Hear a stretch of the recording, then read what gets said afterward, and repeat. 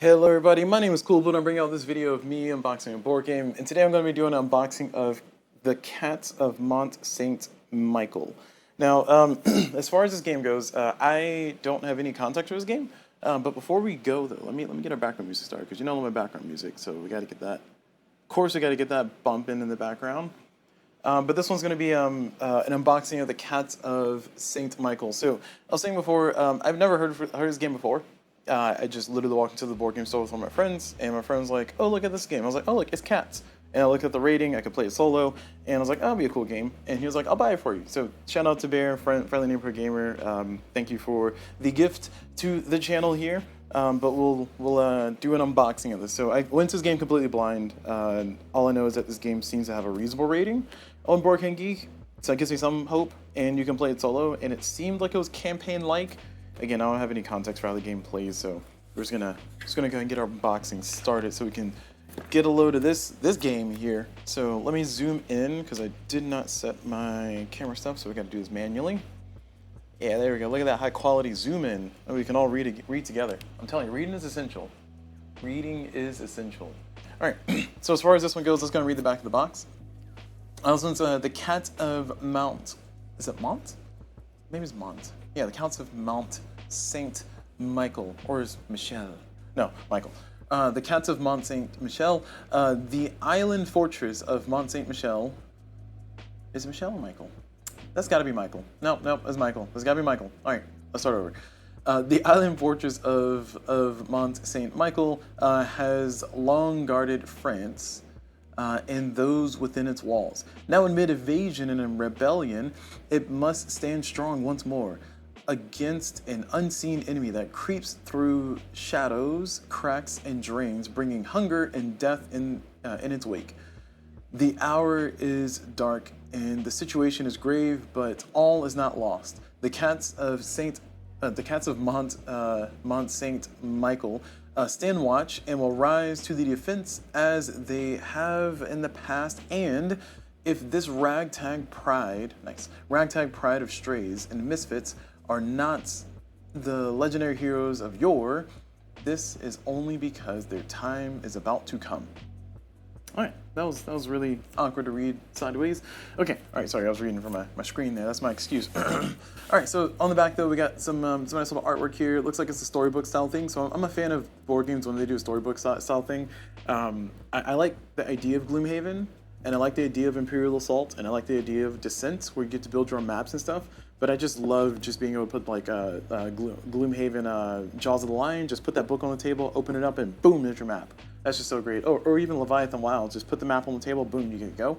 No building necessary. It does mean that you can't really build your own custom maps, but have I ever built a custom map in Imperial Assault? The answer is no. Okay. All right. Anyway, so you got your map here. You got some little pieces here, and it looks like they're all cardboard bits, which I'm a fan of. No miniatures, dice, and some cards, and some stuff going on, player boards, and we'll see what this box contains as we go. Oh, speaking of which, game components. It has a rule book. It has an adventure book with 26 scenarios. Nice. Adventure log and player aid sheet. 2 12-sided dice. 9 character dashboards. Nice. So, do I get to use all of them? Let's see. 1, 2, 3, 4. I'm assuming some of these are some of the characters. I don't know what I'm looking at. Maybe the blue ones are the characters. 1, 2, 3, 4, 5, 6. I see 6. I don't want to break my brain with that one. Continuing on though, we have a 90 plus hero, vermin, terrain, and action markers, 120 loots and encounter cards, bonus, metal 18th century Franc coin replica. Just a single one? Sounds like just a single one. And also it's a quick setup, compact play area, nice, that's nice. Award-winning pass unknown system, I don't know if I know that one. Choose your own adventure style campaign, I'm looking forward to that one. And then, here's some more text. I guess I'm going to read it. Read it from the box this time instead of reading from the screen. The Cats of Mont... Excuse me. The Cats of Mont Saint-Michel is a solo or co-op campaign board game where you lead heroic feline warriors in a battle to reclaim the ancient abbey from sinister forces. The game is played directly or on a beautifully illustrated, coil-bound scenario book. Each map is a battlefield, each chapter a step deeper into the mystery and peril. Armed with 12-sided dice, skill card, loot, and special powers, you'll face off against relentless swarms of cockroaches, warrior rats, and other creeping horrors. Scenarios are linked into a full campaign. Your choices, wounds, and triumphs carry forward, shaping the course of the story. Progress your cat hero over multiple sessions, gaining experience and unlocking unique abilities as you work to purge Mont Saint-Michel of the vermin overlords. The Abbey's fate, the Abbey's fate, and that of its secrets rest in your paws. Okay, cool. All right, we made it.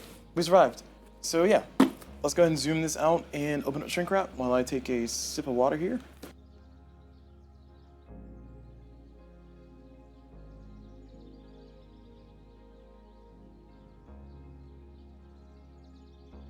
Sorry, you didn't get to hear the shrink wrap because I did a cough and I did a sip of water afterwards. So my apologies. There we go. We can hear shrink wrap now. It's fine. Yeah, listen to that high quality shrink wrap right there. Okay, so this is the box. Let's go and open it up. Excuse me. There we go. We did it. Ooh, there's a storybook. Oh man, this is a book. Oh man, this is hefty. This is all. Well, this is rule book. Wow. This is. I'm kind of a fan of this printing. Also smells like brand new book. Yeah, nice little brand new book smell straight off the printing press. And oh, I see. This is like rule book plus scenarios. Let me see. Cool. We'll explore this a little bit more later. Here's the adventure book, which I'm assuming has the maps. Again, same kind of binding and all that fun stuff. Sorry, same kind of matte front, but it has the bindings and all that fun stuff. Here's an adventure log. Just one? You only expect me to go on one adventure? Wow. A campaign game with a single adventure log. That's a little concerning. But all right. I don't know what they're expecting me to do. A bunch of cardboard punch outs here. We'll look at those later. We got, more stuff. We got, the cats have names. This is Stumpy. And then we got some cards down here. It looks like this is probably not going to be conducive to sleeving, which I'm a little upset about, but I'll live. I'll just get my own custom storage solution like I normally do. And then here's some tiny cards, some loot cards, and some characters and stuff. Lots of plastic bags of shame. We'll probably end up using those anyway. Standees here for your pieces. More plastic. Oh, this is the coin. This is the Replica Franc. All right, I'll open that up in a second. We don't get free candy, but we get free strip of licking paper. No, don't lick that. Don't lick that. We got our 2 dice, and then here's our Franc. All right, so we'll go ahead and zoom in. Let's see if I can use the zoom from earlier. Yeah, that's fine. We'll go ahead and zoom in, and we'll look at this Franc because I was curious about this Franc. It's only a single Franc, which is a little annoying, but it's a replica. There's that, so we can zoom in even more here and get a nice super focused look. There you go. So it's a replica Franc, and yeah, there you go. And it says Raybox Games. Wait, that's not replica. That's not a replica. I guess it's replica on the front, maybe. Yeah. Sorry, and I do live stream here on Twitch. That's twitch.tv/CulBlu. That's CULBLU. And we have Heroic Logic saying, oh, yeah, moving on from World Order. Yes, moving on from World Order. I've posted that video. I've got that done. Got that out of my system. I might do another playthrough of that with one of my friends later on. But for now, yeah, we're moving on. Here's the dice. These are just D12s. Nothing to write home about. They're just D12s. They are engraved, I guess, and blue and white, so sure. We got some cards here, so I guess we'll just go and take a peek at the cards. I don't know which of these are maybe spoilers, so I don't want to reveal too much here. I'm not opposed to revealing spoilers in an unboxing, but I feel like if it's a campaign-style game, maybe some of the stuff I don't want to get super ruined. So let me just peek through these real fast. Okay, I can't tell what any of these are for, but this one's on the top. It says "Sleepy Legs." It looks like this is a story. You have been sitting here for far too long. When you stand up from your seat, your legs are numb. They collapse beneath you. Much to the amusement of the other patrons, you don't know what is worse: the pins and needles in your limbs waking up, or the embarrassment. Man, words are hard. And the other side is just that. So it looks like these are just like random tavern cards or random event cards. I suspect, given what I'm seeing here, sorry, you don't have anything on the screen. There you go. Here's a Franc. Go and look at that. I suspect, given what I'm looking at here, this might be like a Gloomhaven style campaign type game. which I mean could be fine. I mean, Gloomhaven is an okay game. It's not one of my go-tos for sure. Gloomhaven as a game, I think I like the idea of it. I just don't want to play it because it's a lot. So yeah, I thought about doing a whole playthrough series of Gloomhaven, and then I gave up on that. I'd rather do Sleeping Gods, the first one again. Actually, I might do a Sleeping Gods Distant Sky. Oh, sorry, I can get distracted. All right, so we got another stack of cards here. This looks like it has some names on the back. I'm actually going to put the player boards first, because I feel like the cards might be spoiling stuff. So let me open up this stack of player boards. And I think these are the 9 different characters. We have 1, 2, 3, 4, 5, 6, 7, 8. Yep, 9 different characters. So we have Stumpy. Look at that. Look at that. Look at that face. We have Adara. Adara. Adara. I'm gonna go with Adara. We have wow. Give me your hardest challenges here. I see. That's Shemet. Sehemet. Samit. Semet. I'm gonna go with Semet. All right. We have Guy. I can pronounce that one. Guy. Leon. Look at that hat. Look at that hat. We have Frederick. Hey, Frederick looks like a doggo. That's not a cat. Huh. Why does this cat look very dog? If not doggo, then why doggo shaped? I'm very confused. No, it looks like a doggo. Okay, so they have not just cats in here. Oh, they have mice. Look, there's a little mice. We have the. Oh, I didn't say the name of this. Oh no, I did. It said Frederick. Yeah, Frederick. We have Tears Ita. Or Tears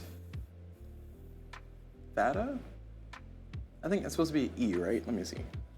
Yeah, because an F is like this. Capital F is like that. That looks like an E. So that's an E. Tears Ita. And they have nibbles at the bottom. Oh, I see. So these are like abilities or traits. So large. When using a pounce action, Frederick may only move 1 big square. I'm assuming when you pounce, you can move multiple. And these ones say nibbles. So it says 1, 7, 10. I don't know what that means. And then we have Nara. Has like a nice little stealth, or not stealth, has the ninja star right there. And then finally we have Athena, who's a bird. We got a bird. We got an owl. And this, I don't know what type of owl, but I would guess a horned owl. Don't quote me on that. Feathered flights. So 2 AP, pounce on any square in line of sight regardless of range. It's pretty nice. Sounds good. Okay, all right, so we have a game full of cats, and we have a bird, some rats, and a doggo. But of the cats, we have Nira, we have Leon, we have Guy, we have Semet, we have Adara, and then Stumpy. Cool. All right, neat. So I do like the artwork. Oh, there's stuff on the back. Oh, okay. Oh, there's classes. So Athena is a monk. Oh, Tears Ada are rangers. Oh, this is cool. Sorry, and Frederick, here's Frederick. Frederick is a fighter. Okay, so he probably gets like triple actions or something. Stumpy is a barbarian. Okay, makes sense. Adara is a wizard. All right. And oh, that's a K. Okay, Skemet. Okay, that's an S-E-K. Or Sekhmet. I mean, I'm assuming they're kind of going for like more of an Egyptian style look because of like I'm assuming because of like the headdress and like the beetle and like the staff and everything. So I'm assuming the name is supposed to be Egyptian or something adjacent to a North African name or something like that. But sure. And then we have Guy. I can pronounce that one's Rogue. Oh, sorry. Skemet is a cleric. And then we have Guy, who's a rogue. Then we have Leon, who is a musketeer. And then we have Nira, who is a ninja. I think of all the characters, I'm kind of most excited. Let's see, just kind of based on like how they're read. I'm a little bit excited playing the Rangers because that sounds fun. I mean, playing 2 characters, like playing 2 little rats. I just want to see how that. Oh, 3. It's actually 3. Wait. I only see 2 here. Oh no, I see 3. 1, 2, 3. Yeah, that's cool. But that could be really fun. And hopefully in this game I get to control multiple. Like I hope there's no true solo mode in this game. Hopefully it's like a multi-handed solo type thing. You get your party and you go. And my second most excited one is probably, I mean, just because of like the style and everything. Skemet is in there. And I guess that's really it. I mean, everybody else is kind of meh. Oh, well, maybe Athena because Monk and Burb is Burb. Look, it's Burb. Athena the Burb. All right, that's gonna be my party. My party of 3, right there. Is it a balanced party? Maybe. I mean, we got a ranger, we got a cleric, we got a monk. I feel like we should be fine. We can take some hits. We can disable some people, put some statuses on people. That's what I'm assuming the monk does. The cleric can heal people and empower stuff, and turn undead. And the rangers can pew pew things. That's my assumption of what these things do. Just kind of taking my knowledge of role-playing stuff generically. All right, so that was fun. I'm glad I did that. All right, so I was gonna look at these cards here. Again, I don't know if any of these are spoilers, so I'm just gonna probably flash like maybe the first card or two, and then I'll look at a few of them off screen. That way I don't spoil it for y'all at home if you're not looking for spoilers. Keep in mind, I understand the desire to not have spoilers, but sometimes it's like, all right, this is a board game. If you're gonna watch me play through this game, you're gonna have it spoiled anyway, so. Maybe you just won't watch me do a playthrough. I know it's fine. I don't know if I will do a playthrough, but these look like cards. Like it has the character's name. So Nira. That's why I wanted to look at the character boards. So these look like some of her character cards.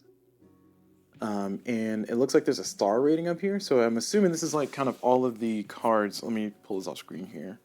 Yeah. So this is like your stack of cards. And you can level up as you go.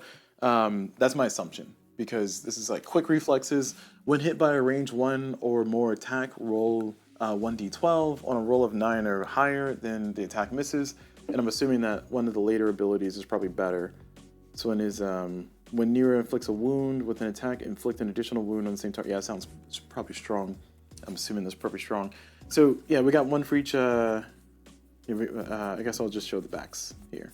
So we got a set for each character. So these aren't really spoilers. At least I'm assuming they're not spoilers, because maybe if you don't want to know what abilities I will have. But we've already established that I got my team, so I want to see what Athena does, and I want to see what Skemet does, and I want to see what Tears Ita. It's probably these names are French, and I know one of my favorite board games is Clinic, the board game, and the designer of that game, his name he's French, but his name is Albin Beard, but Albin Veard is how it's spelled. How you pronounce it, because it's French, is you don't really pronounce the last letters. That's not entirely always true. It's just for his name.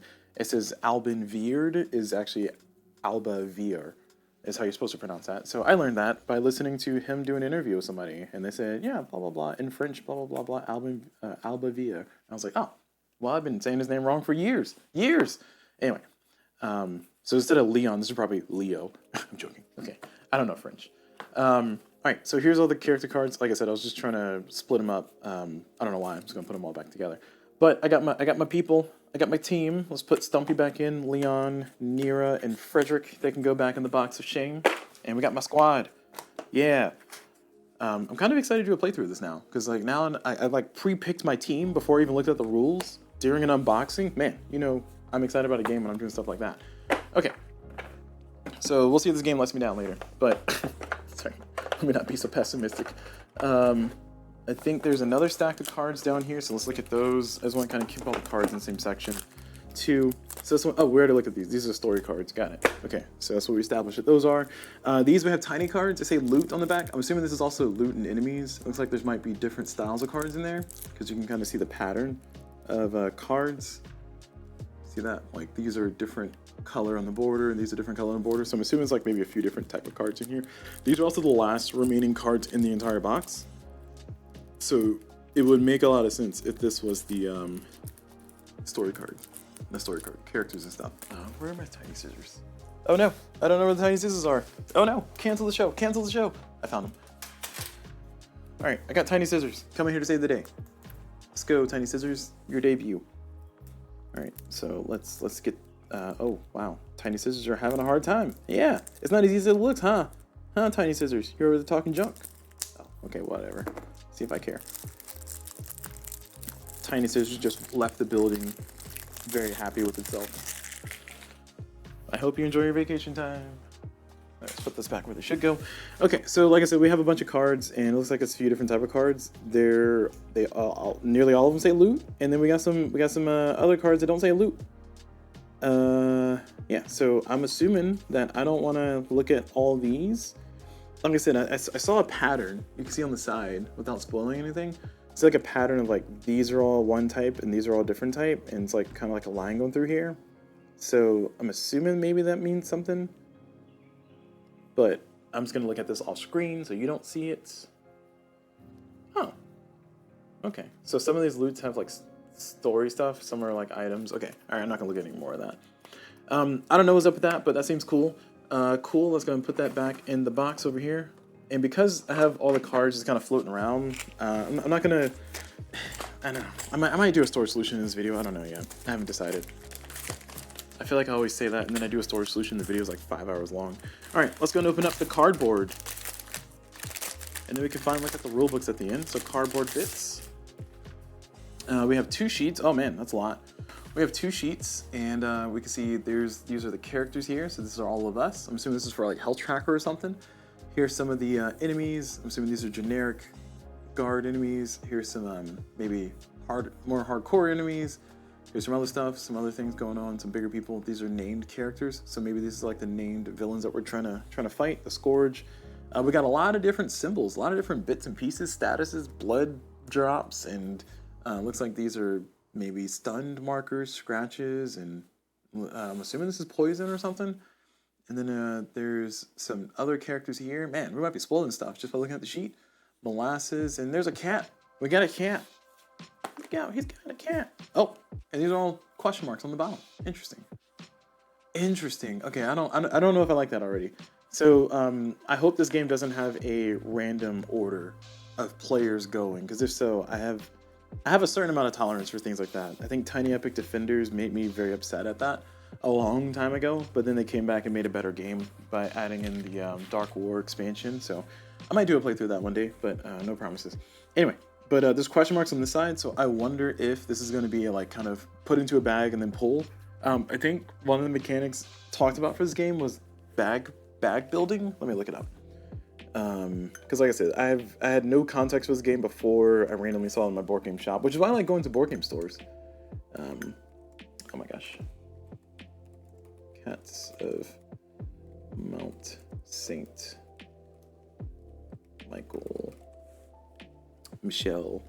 Miguel. 7.8 out of 10. Okay, that's not bad. All right, sorry. Not that you need to know the rating ahead of time. Yes, the Board Game Geek rating does bias my opinion a little bit, not a ton, but just a little bit, because I try to be on the lookout for games that might be up my alley or not. All right.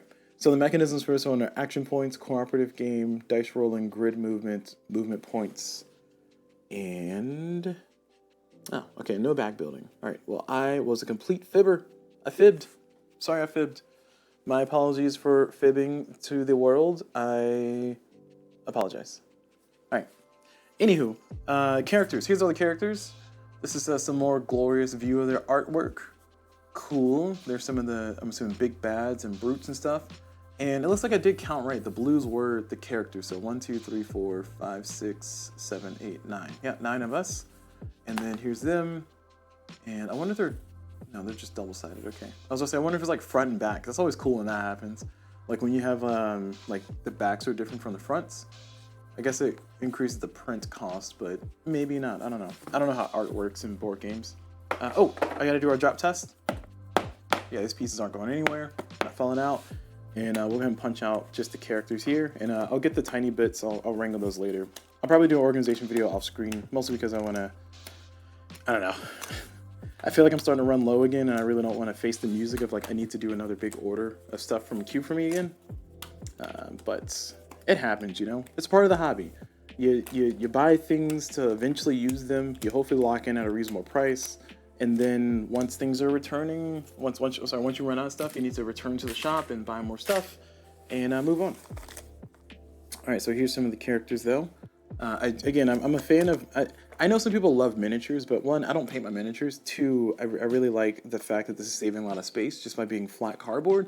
This gets the message across. This is all I really need. I just need to see my character, like cool art, and like I can kind of run around, shoot things, and pew pew, and like have my fun. Having miniatures and like plastic figures on the board, I guess it makes a better table presence. But because I do a lot of streaming and because I do a lot of presentation of my board games here on Twitch and stuff, I end up playing my games like this anyway. Because if you had miniatures, you wouldn't be able to see which one's which, really. So I play my games like this flat anyway. All right, and as far as the standees are concerned, let's see. I mean, yeah, it's fine. One concern that I always have with standees is when you put these pieces on, they kind of indent your cardboard. And I always wonder about the longevity of that. It has never been a problem, ever. But I always wonder about that. Anyway.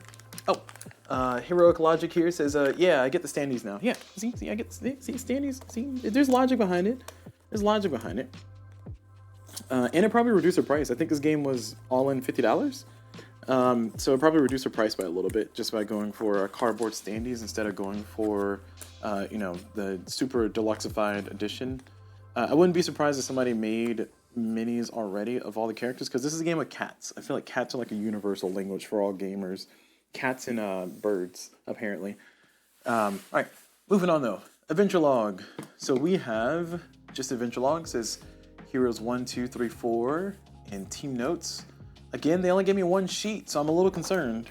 Oh, okay. Well, I got some stuff on the back. Oh, this is a player aid. Interesting. I only got one? Really? They only gave me one of these? I mean, I suppose you can make your own photocopies, but come on, give me like 3 or 4 copies. What if I want like a consistent print? Like this paper feels pretty nice, pretty reasonable. It's like nice and sturdy. I mean, it's paper, but it's still, that's a little frustrating. But I want to play this game solo anyway, so I guess whatever, call me out. But it would be nice to have multiple copies of this, assuming that you can play with the max player count of 4 players. All right, moving on. We got the books, so we're going to have to zoom out a little bit. So you can see the mess on my table here. And we got the adventure book. Now, I don't know how much of this is going to be spoiler by me flipping through stuff. I'm assuming I should be safe to look at the first page. But before I do, let me just look at this off screen. Yeah, I feel like the first page is fine. So this is the first page. It's just like some story stuff. I'm not going to read all that. And then we got a nice giant picture, and this looks like stubs. I'm assuming it's stubs. And then on the next page, we have the first map, and I'm assuming the first mission. Let me just look at it, get a feel for it. Yes, it's a scenario 1. I'll just show this. I feel like if you can't show your board game without showing scenario 1, then it's like, ugh, your game's not that serious. Come on, calm down. Anyway, I'm not going to go further than just this though. But it looks like we have a map laid out here. And one thing I was hoping was that maybe I can like keep the pieces flat like this, but I might have to do a meeple situation similar to how I did Sim and Ramat on my playthroughs of that. Because these looks like they're taking up a good bit of space. If I use meeples instead, which I will need to get more colors of meeples, but I can use meeples instead, which what I would normally do is I would just kind of like put the character off to the side and like put a color representation of the meeple and then just kind of move these around. So, again, another argument in favor of miniatures is that they fit on the board. The standees will fit on the board too, but they'll have to be standing up like this, which kind of is worse. Because at least with minis, you'll be able to see like the silhouette or the top-down view of the character. Like if this giant brute was here versus, this non-giant brute here, like it's kind of hard to tell which one's which with the angle that you guys are at. But with the meeple, I can just kind of use the color stuff. I'll just do that. All right, that's a future me problem. Right now, I don't need to solve that. But it looks like you got a nice little grid moving around. You have boxes. I'm assuming this is kind of following like a similar Descent or Imperial Assault or any other kind of like grid movement where you have certain borders that you can't go across. Some things you can see, you can get line of sight through. Sometimes you can't, you can maybe move through these or traverse through these or over. It's gonna be fun learning all the rules for this one. But let's continue over here. Over here we got some stuff. It's saying vermin pool, setup, spawn, objectives, special rules, blah, exits, okay? And then I'm assuming once you're done, you flip to the next page. I just want to see what the next page looks like. Just another scenario, okay? So yeah, so that's cool. So that's neat. Again, I'm a fan of storybook layouts like this because it has the entire map. It has all the the terrain and everything you need right where you need it. You don't have to worry about pulling out pieces, finding the map. Map A7 connects to map Z12. You have to like make sure you're on the right side and all that stuff. Man, Imperial Assault really did a number on me with wanting to do that, because I was really excited with Imperial Assault a long time ago. I still have it on my shelf, but I was really excited about it a long time ago about being able to build my own maps, and I never did it, and it was always annoying to build those maps, which is also one prevention for me actually doing a playthrough of that one. So here's a rulebook. Unfortunately, it's not spiral bound. It would be nice if this was too. Kind of do me what a Sleeping Gods did. Actually, let me take it back. Sleeping Gods did not get a spiral bound rulebook. That rulebook was just kind of the plain old, 7 sheets of paper stapled together. At least this one's glued. I actually, interesting conversation I had with somebody who used to be a librarian. They said sometimes when you have the rulebooks, or sometimes when you have books, not rulebooks, but books that are glued, over time the glue will give out, and it'll just explode. And I actually had that experience before. I bought a magazine, an old magazine from like 1970 or something like that. This is like maybe 3 or 4 years ago. And I got it from eBay, and it was perfect. It was in great condition. And then as soon as I opened it, it just like, it didn't like explode kaboom, but like all the glue just kind of like, and like all the pages just kind of like flaked out. And it was really weird. It was a really weird experience. So I'm not looking forward to that happening in the far future. Again, that particular book, I don't know what condition it was kept in, but clearly the glue failed on that. So staples will fail too. They rip through paper. But anyway, I'm not a fan. I will say I'm not a fan, because when you have books with like kind of a hard binding like this, it's gonna eventually, I'm gonna have to bend and fold this back, and I don't like creasing stuff if I don't need to. That's gonna feel gross. All right, whatever.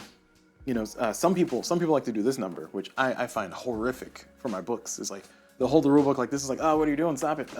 Or they'll fold the bifold rule book like back on itself. It's like, stop it. Anyway, my horror stories aside, really nice graphics and everything. Nice open space. Looks like they have giant titles, page numbers listed. A lot of the items over here, what's in the box, everything's named.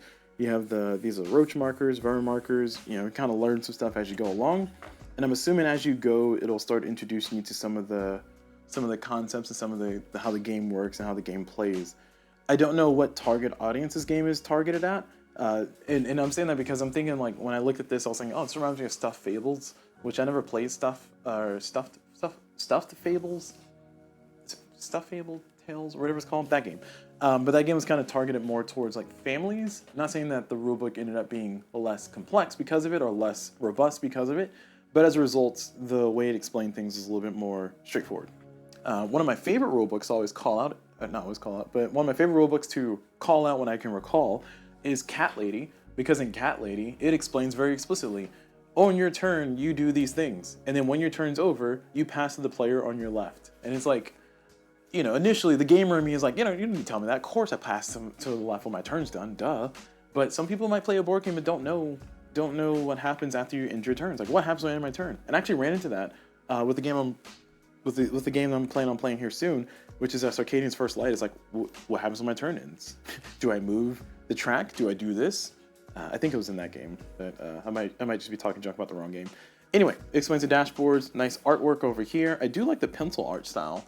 So shout out to the artwork. I do like this art style too, this artwork too. So it's nice painted look. These are both really cool art styles, and I'm glad they both coexist. They feel like they're very coherent. Now this looks 3D, and I don't know how I feel about that. So it looks like, oh, I see. Interesting. Okay. So I thought it was painted, but actually, if we get in real close. Oh, that is painted. Okay, never mind. I lied. I was gonna say if we get, well, no, maybe it's not. I was gonna say if we get in real close, this looks like this might actually be a miniature that they actually painted, because like it kind of has like the painted mini look to it. Now that I zoomed in as close as I've zoomed in, this looks like somebody drew it, or like some kind of form of artwork, especially like with like a little edge around here. So maybe no. I mean, this looks like a mini that was painted. That's what I'm trying to say. And the reason why I'm pointing that out is because if we go back over here, to the next page, this looks like a 3D render on a mini stand. So I don't want to quite say this looks like a mini. This looks more like a 3D render of the characters. which is fine, but it's just, I wanted to point that out because I was like, once I saw that, I went back and looked at the other ones, like, oh, those actually look like minis. So I don't know if those are actually minis. Let me zoom out so I don't, there we go. Oh, this might be too far. Yeah, these look like actual painted minis, and this looks like a 3D render of the character, which is a little weird. So, okay, cool. Let's continue going. Sequence of play, hero stuff. Okay, yeah, this looks like a reasonably laid out rulebook. Very, very dense with information. So I don't know how I feel about that already, but hopefully I can find stuff. And I think this. Oh, the scenarios are in here. Sorry, did I go too far? Huh. 1 second.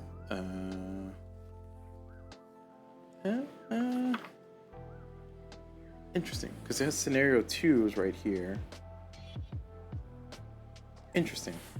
So I guess it's introducing more stuff as you go along. So let me peek at this off screen here so I don't spoil anything for y'all.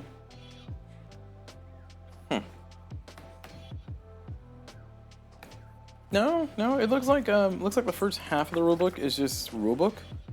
And then you got some story entries back here, so kind of a Sleeping Gods vibe. Actually, let me go to the table of contents, because when in doubt, read. So let's go to the table of contents here. So we have core concepts, character dashboards, scenario 1. Oh, I see. Scenario 1 started way earlier than I thought. Okay, so that's on me. All right, scenario 1, explaining the game, and then scenario 2, explaining the game. And then eventually it got to a section of entry numbers, which this is like story, look like choose your own adventure story snippets. So that's probably what that's for. And then here's some supplements, abbreviations and credits, and weapons chart. So weapons chart is on the back. Let's take a look at that here. Oh, well, oh, more artwork. Yeah, this looks like an artistic drawing here. It's a praying mantis and a rat person.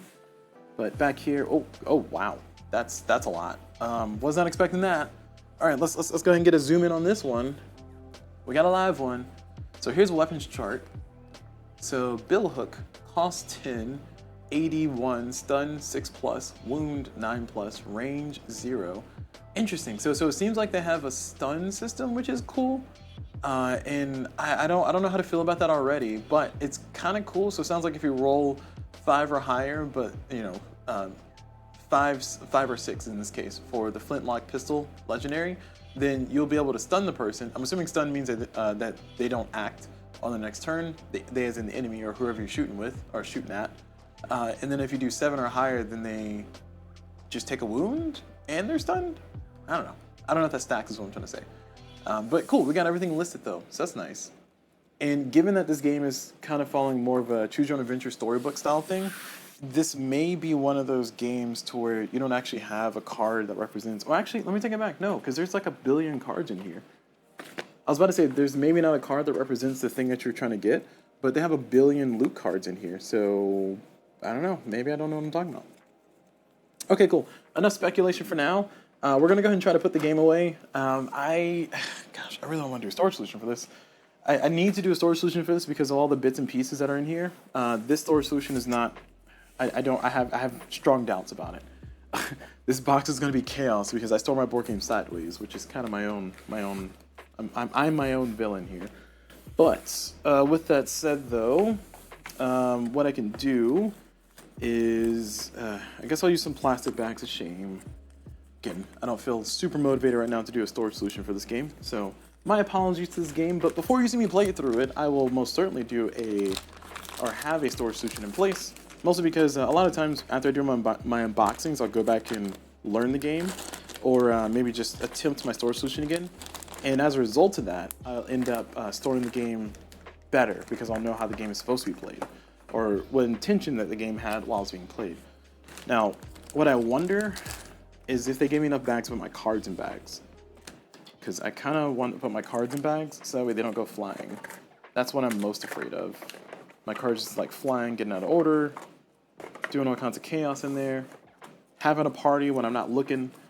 Ooh, and I want to see if they have anything secret. Cannot confirm or deny. Cannot confirm or deny. Ooh, smells like a new book. All right, I'm gonna put my cards in the box though. Or I'm gonna put my cards in a bag and then put that in the box. Now, when it comes to protecting your cards, I would rather sleeve my cards, but there's an argument to be made that putting your cards in a bag is also just as good for like traversing and stuff. I'm sometimes wary of that because sometimes the bag is too tight and might like kind of rend on the edges. So while I'm putting my cards in the bag, I'm worried about that, but I don't think I'm worried enough to care that much. So I just want to mention it out loud, just to say, hey, I think about it every once in a while. All right, we got a bunch of bits here. I really don't want to punch these out. Yeah, I'm not going to punch these out. Future me will punch these out. I punched out the characters. I said I was going to do the characters, and that was it. And that's what I did. The box is, I was going to say kind of empty, but I'm assuming they give you a storage well right here for all of your bits and pieces. They give you a spot for some cards over here.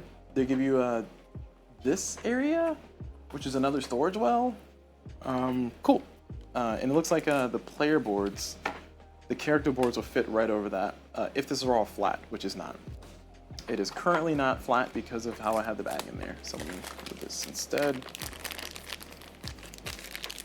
Put this over here. Oh yeah, that fits. There we go. That's the stuff. Look at that.